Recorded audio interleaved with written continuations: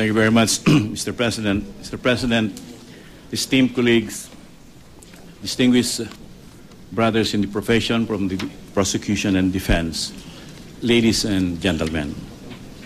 Kung nalaman ko lang, dinala ko na yung libro ko, Mr. President. Sa nakalipas na 5 buwan, ang atensyon ng sambayanan ay nakatuon sa impeachment trial ni Chief Justice Corona. Mula sa pagiging pribadong abogado, siya ay nanungkulan sa ilalim ng 2 pangulo at nahirang bilang pinakamataas na mahistrado, isang natatanging tagumpay para sa isang abogado at ang pinakamataas na posisyon sa isa sa 3 magkakapantay na sangay ng pamahalaan. Ngunit napapaloob po dito sa isa pang istorya. Ang kwento ng isang pamilya na pinagwatak-watak ng mapait na away tungkol sa pag-aari at pera. Tumagal ng 30 taon ang away, nauwi sa demandahan at humantun pa dito sa paglilitis natin. Pera, kapangyarihan, away, pamilya, ito po ang ugat ng istoryang ito. Hindi ang lahat ng ito ay matutugunan natin sa paglilitis na ito. Subalit, hangad ko po, na sana dito rin ay magkaroon ng hantunan o closure ang away pamilya. The question, Mr. President, is quite simply, is the Chief Justice alleged failure to disclose a true and complete statement of assets as mandated by the Constitution, and whether this constitutes culpable violation of the Constitution and or betrayal of public trust. The Constitution and our statutes oblige every public official to make and submit, and I quote, a complete disclosure of his assets, liabilities, and net worth, or SAL-N, in order to suppress any questionable accumulation of wealth. This obligatory constitutional rule seeks to eradicate corruption, promote transparency in government, and maintain a standard of honesty in public service. The prosecution and the defense, Mr. President, combined as one in producing proof that the Chief Justice has bank accounts that he did not declare in his SAL-N, and removing any iota of doubt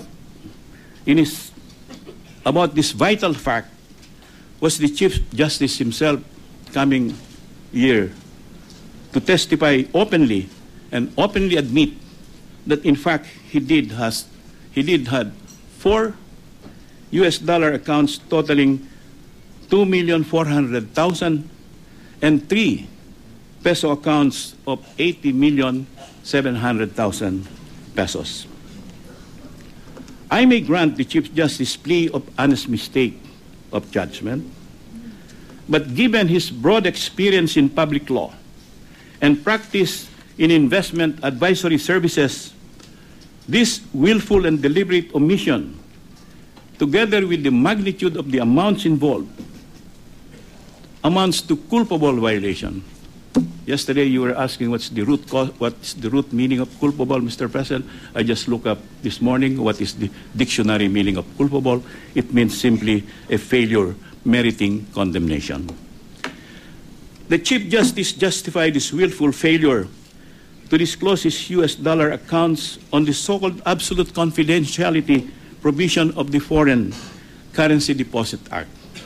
However, it seems clear to me, Mr. President, that the mantle of protection is extended to foreign depositors, to foreign savers, in the spirit of promoting foreign investments. The law was never intended to be a convenient excuse for Filipino, especially for Filipino public servants, to conceal their assets. When the accounts were disclosed by no less than the Chief Justice, this left this court no restraint, no constraint no prohibition against admitting the evidence and weighing it on the scale of justice.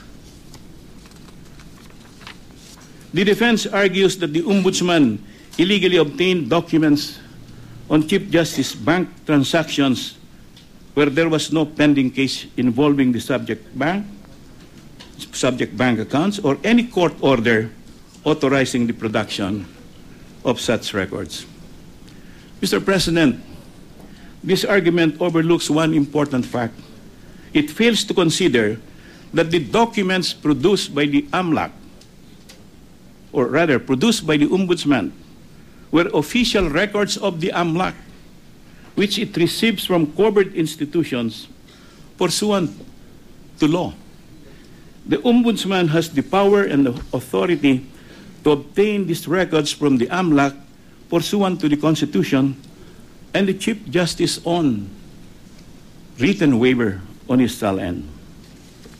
On the whole, Mr. President, the defense main objection doesn't sound acceptable. It rings hollow to me, since the Chief Justice himself admitted to the existence of the accounts, and more than that, the amounts they held, not to mention the fact that information on these were provided by witnesses presented by the defense panel themselves.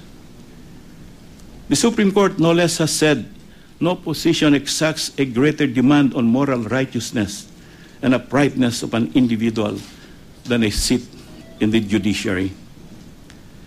As the head of the judiciary, a standard far higher is placed on Chief Justice Renato Sicon Corona. This impeachment breaks new ground. This Senate, sitting as judges, adopts its own rules and makes its own decision within the bounds of the rule of law. It can initiate new doctrines. It can pass new precedents. Its pronouncement is the final word. It seems unnecessary for me to dwell further, Mr. President, on the 80.7 million account of the Chief Justice, which he said is a commingled fund, commingled with the funds of his children and the Basagidote family. But this fund could very well provide the seed of reconciliation for the two feuding branches of the family. For this reason, Mr. President, I find the respondent guilty.